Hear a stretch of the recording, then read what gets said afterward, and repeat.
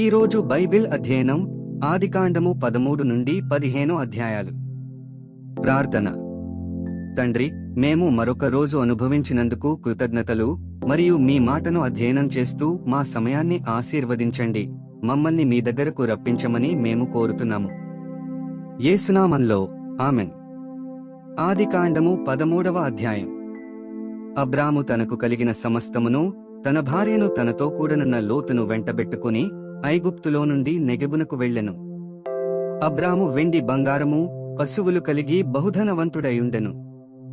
అతడు ప్రయాణము చేయుచు దక్షిణము నుండి బేతేలు వరకు, అనగా బేతేలుకును హాయికిని మధ్య తన గుడారము మొదట ఉండిన స్థలము వరకు వెళ్లి తాను మొదట బలిపీఠమును కట్టిన చోట చేరెను.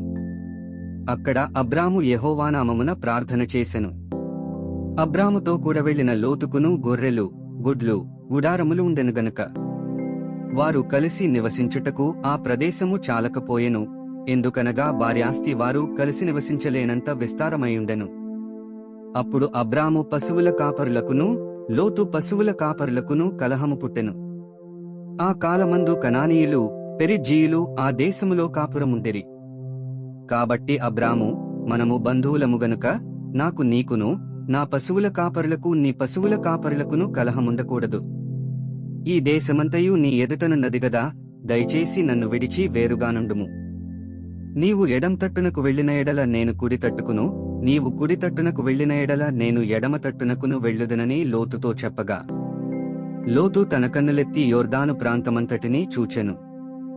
యెహోవా సొదొమ గొమొర్రా అను పట్టణములను నాశనము చేయకమునుపు సోయరుకు వచ్చువరకు అదంతయు యెహోవా తోటవలెను ఐగుప్తు దేశమువలెను నీళ్లు పారుదేశమైయుండెను. కాబట్టి లోతు తనకు యొర్దాను ప్రాంతమంతటిని ఏర్పరచుకుని తూర్పుగా ప్రయాణము చేసెను. అట్లు వారు ఒకరికొకరు వేరైపోయిరి. అబ్రాము కనానులో నివసించెను. లోతు ఆ మైదానమందున్న పట్టణముల ప్రదేశములలో కాపురముండి సొదొమ దగ్గర తన గుడారము వేసికొనెను. సొదొమ మనుష్యులు దుష్టులను, యెహోవా దృష్టికి బహుపాపులునయుండిరి. లోతు అబ్రామును విడిచిపోయిన తరువాత యెహోవా, ఇదిగో నీ కన్నులెత్తి నీవు ఉన్న చోట నుండి ఉత్తరపు తట్టు, దక్షిణపు తట్టు, తూర్పు తట్టు, పడమర తట్టును చూడుము. ఎందుకనగా నీవు చూచుచున్న ఈ దేశమంతటిని నీకును నీ సంతానమునకును సదాకాలము ఇచ్చెదను. మరియు నీ సంతానమును భూమి మీద నుండు రేణువులవలె విస్తరింపచేసెదను. ఎట్లనగా ఒకడు భూమి మీద నుండు రేణువులను లెక్కింపగలిగిన ఎడల నీ సంతానమును కూడా లెక్కింపవచ్చును. నీవు లేచి ఈ దేశము యొక్క పొడుగున వెడల్పున దానిలో సంచరించుము, అది నీకిచ్చెదనని అబ్రాముతో చెప్పెను. అప్పుడు అబ్రాము తన గుడారము తీసి హెబ్రోనులోని మమ్రే దగ్గరనున్న సింధూర వృక్షవనములో దిగి అక్కడ యెహోవాకు బలిపీఠమును కట్టెను. ఆదికాండము 14వ అధ్యాయం. షీనారు రాజైన అమ్రాపేలు, ఎల్లాసరు రాజైన అర్యోకు, ఏలాము రాజైన కదొర్లాయోమెరు, గోయీయుల రాజైన తిదాలు అనువారి దినములలో వారు సొదొమ రాజైన బెరాతోను, గుమొర్రా రాజైన బిర్షాతోను, అద్మారాజైన షినాబుతోను, సెబోయీయుల రాజైన షెమేబెరుతోను, సోయరును బెలరాజుతోనూ యుద్ధము చేసిరి. వీరందరూ ఉప్పు సముద్రమైన సిద్దీము లోయలో ఏకముగా కూడి 12 సంవత్సరములు కదొర్లాయోమెరుకు లోబడి 13వ సంవత్సరమున తిరుగుబాటు చేసిరి. 14వ సంవత్సరమున కదొర్లాయోమెరును అతనితో కూడనున్న రాజులను వచ్చి అష్తారోత్ కర్నాయములో, రెఫాయీయులను హాములో, జూజీయులను షావేకిరేతాయము మైదానములో ఏమీయులను కొట్టిరి. మరియు హోరీయులను అరణ్యము దగ్గరనున్న ఏల్పారాను వరకు తరిమి సేయీరు పర్వత ప్రదేశములో వారిని కొట్టిన తరువాత తిరిగి కాదేషును ఏన్మిష్పతుకు వచ్చి అమాలేకీయుల దేశమంతటిని, హససోన్ తామారులో కాపురమున్న అమోరీయులను కూడా కొట్టిరి. అప్పుడు సొదొమ రాజును, గొమొర్రా రాజును, అద్మా రాజును, సెబోయీము రాజును, సోయరును బెలరాజును బయలుదేరి సిద్దీము లోయలో వారితో, అనగా ఏలాము రాజైన కదొర్లాయోమెరు, గోయీయుల రాజైన తిదాలు, షీనారు రాజైన అమ్రాపేలు, ఎల్లాసరు రాజైన అర్యోకు అను నలుగురితో ఆ 5 రాజులు యుద్ధము చేసిరి. ఆ సిద్దీము లోయలో విస్తారమైన మట్టికీలు, గుంటలు ఉండెను. సొదొమ గొమొర్రాల రాజులు పారిపోయి వాటిలో పడిరి. శేషించిన వారు కొండకు పారిపోయిరి. అప్పుడు వారు సొదొమ గొమొర్రాల ఆస్తి యావత్తును వారి భోజన పదార్థములన్నీయూ పట్టుకునిపోయిరి. మరియు అబ్రాము సహోదరుని కుమారుడైన లోతు సొదొమలో కాపురముండెను గనుక అతనిని అతని ఆస్తిని పట్టుకునిపోగా తప్పించుకునినయొకడు వచ్చి హెబ్రీయుడైన అబ్రామునకు ఆ సంగతి తెలిపెను. అప్పుడతడు ఎష్కోలు సహోదరుడును ఆనేరు సహోదరుడునైన మమ్రేను అమోరీయుని ఏలోను వనములో కాపురముండెను. వీరు అబ్రాముతో నిబంధన చేసుకునినవారు. అబ్రాము తన తమ్ముడు చెరపట్టబడెనని విని తన ఇంట పుట్టి అలవరచబడిన 310 మండుగురిని వెంటబెట్టుకుని దానుమట్టుకు ఆ రాజులను తరిమెను.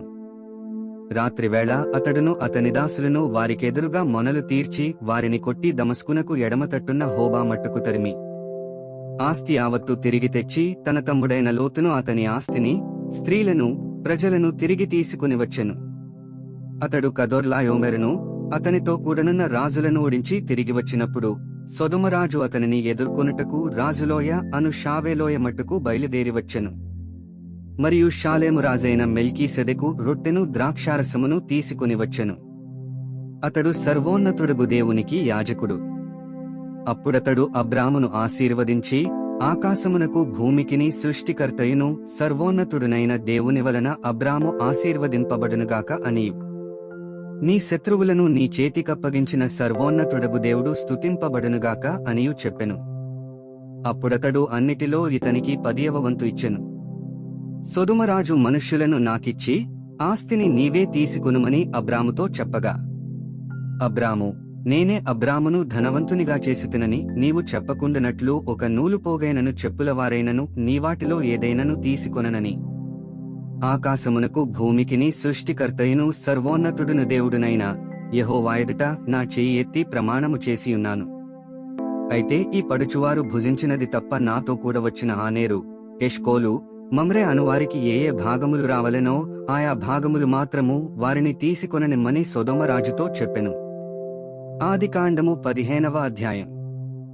ఇవి జరిగిన తరువాత యెహోవా వాక్యము అబ్రామునకు దర్శనమందు వచ్చి, అబ్రామా, భయపడకుము, నేను నీకు కేడెము, నీ బహుమానము అత్యధికమగునని చెప్పెను. అందుకు అబ్రాము, ప్రభువైన యెహోవా నాకేమి ఇచ్చిననేమి? నేను సంతానము లేని వాడనే పోవుచున్నానే. దమస్కు ఎలియేజరే నా ఇంటి ఆస్తికర్తయగునుగదా. మరియు అబ్రాము, ఇదిగో నీవు నాకు సంతానమియ్యలేదు గనుక నా పరివారములో ఒకడు నాకు వారసుడగునని చెప్పగా, యెహోవా వాక్యము అతని యొద్దకు వచ్చి, ఇతడు నీకు వారసుడు కాడు, నీ గర్భవాసమున పుట్టబోవుచున్నవాడు నీకు వారసుడగునని చెప్పెను. మరియు ఆయన వెలుపలికి అతని తీసుకుని వచ్చి, నీవు ఆకాశము వైపు తేరిచూచి నక్షత్రములను లెక్కించుటకు నీ చేతనైతే లెక్కించుమని చెప్పి నీ సంతానము అలాగవునని చెప్పెను. అతడు యెహోవాను నమ్మెను, ఆయన అది అతనికి నీతిగా ఎంచెను. మరియు ఆయన, నీవు ఈ దేశమును స్వతంత్రించుకున్నట్లు దానినికిచ్చుటకు కల్దీయుల ఊరను పట్టణములో నుండి నిన్ను యువతలకు తీసుకుని వచ్చిన యెహోవాను నేనే అని చెప్పినప్పుడు అతడు, ప్రభువైన యెహోవా, నేను దీని స్వతంత్రించుకున్నదనని నాకెట్లు తెలియననగా, ఆయన 3 ఏండ్ల పెయ్యను, 3 ఏండ్ల మేకను, 3 ఏండ్ల పొట్టేలును, ఒక తెల్లగువ్వను, ఒక పావురపు పిల్లను నా యొద్దకు తెమ్మని అతనితో చెప్పెను.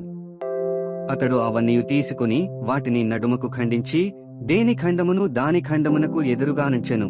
పక్షులను అతడు ఖండింపలేదు. గద్దలు ఆ కళేబరముల మీద వాలినప్పుడు అబ్రాము వాటిని తోలివేసెను. ప్రొద్దుగురుంకబోయినప్పుడు అబ్రామునకు గాఢ నిద్ర పట్టెను. భయంకరమైన కటిక చీకటి అతనికమ్మగా, ఆయన, నీ సంతతివారు తమది కాని పరదేశమందు నివసించి ఆ దేశపు వారికి దాసులుగానుందురు. వారు 400 ఏండ్లు వీరిని శ్రమపెట్టుదురు. వీరు ఎవరికి దాసులవుదురో ఆ జనమునకు నేనే తీర్పు తీర్చుదును. తరువాత వారు మిక్కిలి బయలుదేరి వచ్చెదరు. నీవు క్షేమముగా నీ పితరుల యొద్దకు పోయెదవు, మంచి వృద్ధాప్యమందు పాతి పెట్టబడుదువు. అమోరీయుల అక్రమము ఇంకను సంపూర్ణము కాలేదు గనుక నీ 4వ తరము వారు ఇక్కడికి మరలవచ్చెదరని నిశ్చయముగా తెలిసికునుమని అబ్రాముతో చెప్పెను. మరియు ప్రొద్దుగ్రుంకి కటిక చీకటి పడినప్పుడు రాజుచున్న పొయ్యియు అగ్నిజ్వాలయును కనబడి ఆ ఖండముల మధ్య నడిచిపోయెను.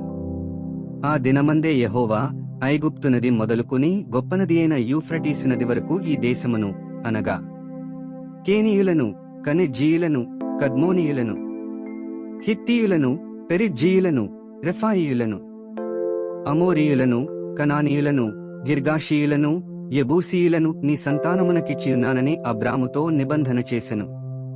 13 నుండి 15 అధ్యాయాలు చదివియున్నాము. ముగింపు ప్రార్థన. ఓ దేవా, మా విలువైన సమయాన్ని నీ వాక్యాన్ని అధ్యయనం చేసినందుకు ధన్యవాదాలు. మా మార్గాలలో నడవడానికి మరియు మన సత్యాన్ని ఇతరులతో పంచుకోవడానికి మాకు ధైర్యాన్ని ప్రసాదించు.